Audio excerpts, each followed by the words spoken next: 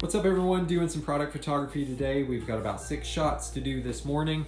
So I wanted to run you all just through my setup of gear storage, of actually taking the photos, setting up the photos, and showing you all a little bit of the edited. So hang with me for, I don't know, the next 3 or 4 minutes and we'll go through that. So this is the bag that I use here in the studio and out in the field if I'm going out for like straight up photography. This is the bag that I bring. It's the Lowepro Pro Tactic 450. Had this bag for around 2 years. It's reviewed over at anthonyawaken.com. But over here, I like to keep the products that I'm currently shooting, if they're small items, just a nice place, and that way I've got them in the field with me at all times. I keep lens filters, lenses, all down in here, my camera.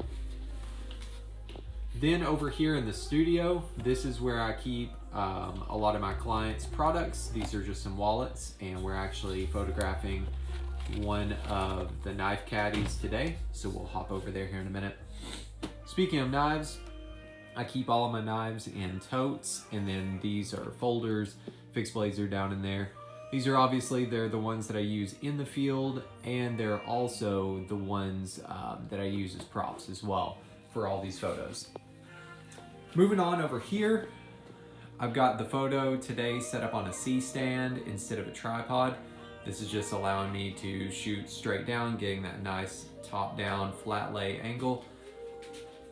I've got a sandbag hung over here, and what that's doing is just adding a little bit more weight to the C-stand right here. That way it doesn't wobble as much. So we'll talk about that here in a minute as well. And then just to be able to get up there, that way I'm not standing on my office chair about to fall, I've just got a little step stool, and that's just one that you'd use for painting or anything like that. Over here are just some white card bounces. That way this whole entire scene is nice and well exposed, and you don't have some nasty shadows over here or over there. Just got a clean exposure all the way across. Speaking of lighting, I just recently upgraded to the YN 900 by Yongnuo. I've used their 300 version for a while, but this one allows me to get a little bit more light, and it's still really affordable. Down here, this is the Manfrotto Magic Arm, and it's just attached down to a regular light stand, and this just basically allows me to move the light up, down, side to side, whatever. And then just a basic, this is like a 5-in-1 reflector, and this is just the inside, and it's hooked up to a like a microphone stand. So that way I can get it in here. Then I've got it rigged. I've just got it with a carabiner down there. So really nothing fancy. So this is our shot right here. We'll go ahead, I'll show that to you all.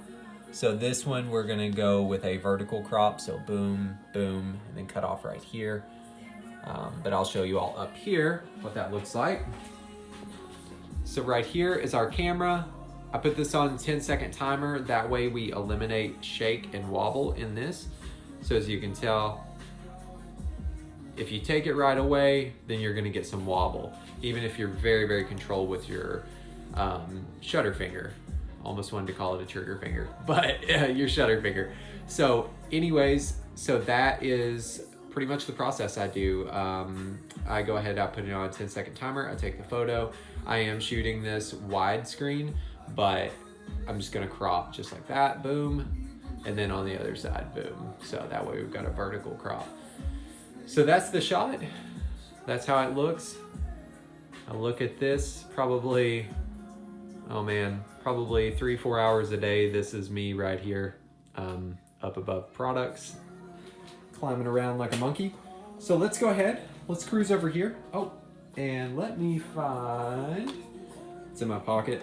So this is the remote for the Yongnuo YN300 and 900. So I can easily turn those off and on, which is really great. So oftentimes what I'll do is I'll be over here at my desk, and I'll pop that on and off, which is great. Okay, so I'll show you all through these files real quick. Got a little Vancouver sleep clinic going. One of my favorites. All right, so this is one of the finished files. I went ahead and edited these before I got on here. Here's pretty close to the original. Then we just added some adjustments. That way, kind of get the right colors and tones that we want, cleaned up a few things, all that good stuff. Then over here, this is a shot that you all didn't see earlier. This is, again, it was shot at a landscape. So boom. And then I just cropped it down to a square because it made more sense.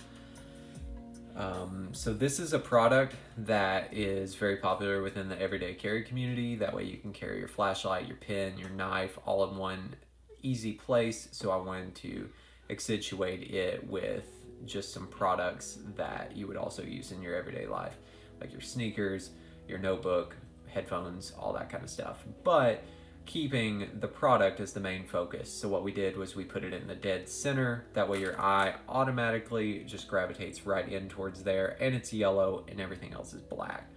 So again, just drawing that eye towards it.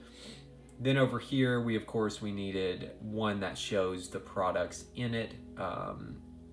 Just in it looked a little bit too flat. So I went ahead and just kind of bumped them up, and I did a stair step. So boom, boom, boom. That way we've got a nice line right there, and it just kind of shows how everything will go and slip down in it. Again, just very muted background, and then the product is the focus in the center.